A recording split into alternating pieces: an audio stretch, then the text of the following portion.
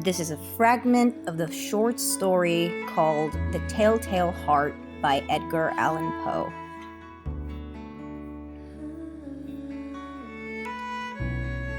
True. Nervous. Very, very dreadfully nervous I had been and am. But why will you say that I am mad? The disease had sharpened my senses, not destroyed, not dulled them. Above all was a sense of hearing acute. I heard all things in the heaven and in the earth. I heard many things in hell. How then am I mad? Hearken and observe how healthily, how calmly I can tell you the whole story. It is impossible to say how first the idea entered my brain, but once conceived, it haunted me day and night. Object there was none, passion there was none. I loved the old man. He had never wronged me. He had never given me insult. For his gold I had no desire. I think it was his eye. Yes, it was this. One of his eyes resembled that of a vulture. A pale blue eye with a film over it. Whenever it fell upon me, my blood ran cold, and so by degrees, very gradually, I made up my mind to take the life of the old man. And thus, rid myself of the eye forever. Now this is the point. You fancy me mad. Madmen know nothing. But you should have seen me.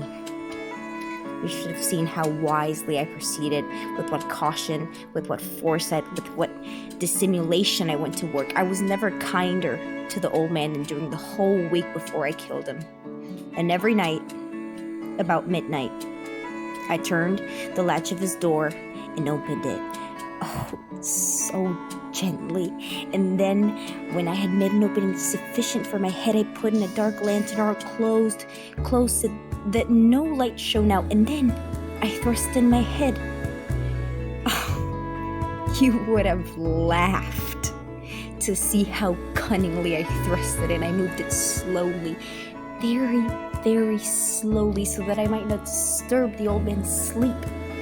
It took me an hour to place my whole head within the opening so far that I could see him as lay upon his bed. Would a madman be so wise as this? And then, when my head was well in the room, I undid the lantern cautiously. Oh, so cautiously, for the hinges creaked. I undid it just so much that a single thin ray fell upon the vulture eye. And this I did for 7 long nights. Every night, just at midnight. But I found the eye always closed, and so it was impossible to do the work, for it was not the old man who vexed me, but his evil eye. And so every morning when the day broke, I went boldly into the chamber and spoke courageously to him, calling him by name in a hearty tone and inquiring how he had passed the night. So you see, he would have been a very profound old man indeed to suspect that every night, just at 12, I looked in upon him while he slept.